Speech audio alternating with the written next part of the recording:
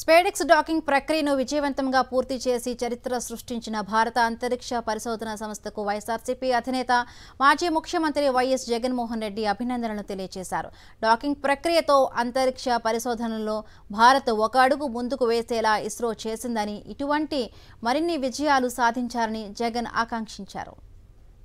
భారత అంతరిక్ష పరిశోధన సంస్థ ఇస్రో నూతన ఏడాది ప్రారంభంలోనే మరొక సరికొత్త చరిత్ర సృష్టించింది. ఇటీవల నింగిలోకి పంపించిన 2 ఉపగ్రహాలను విజయవంతంగా అనుసంధానం చేసింది. స్పేడెక్స్ డాకింగ్ ప్రక్రియ విజయవంతంగా పూర్తయినట్లు ఇస్రో ఎక్స్ వేదికగా ప్రకటించింది. ఈ ఘనత సాధించిన 4వ దేశంగా భారత్ అవతరించింది.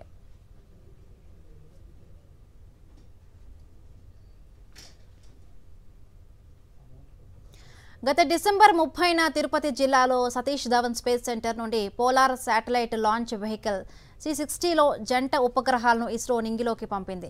ప్రయోగ వేదిక నుండి PSLV బయలుదేరిన 15:09 స్పేడెక్స్ 1B, 15.12 నిమిషాలకు స్పేడెక్స్ 1A రాకెట్ నుండి విడిపోయాయి. ఆ తరువాత వీటి డాకింగ్ కోసం 3 సార్లు ప్రయత్నించగా పలు కారణాల వల్ల ఇది వాయిదా పడుతూ వచ్చింది.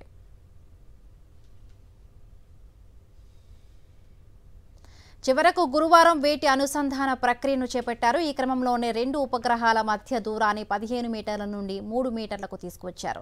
అక్కడ ఉపగ్రహాలను హోల్డ్ చేసి డాకింగ్ను మొదలుపెట్టారు. ఇది విజయవంతమైనట్లుగా ఇస్రో ఎక్స్లో పోస్టు పెట్టింది. ఈ ప్రాజెక్టు కోసం శ్రమించిన సాంకేతిక బృందానికి యావత్ భారతీయులకు అభినందనలు తెలిపింది ఇస్రో.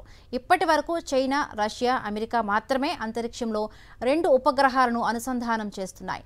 తాజా ప్రయోగంతో ఈ తరహా సాంకేతికతలో భారత్ కూడా అగ్ర దేశాల సరసన చేరింది.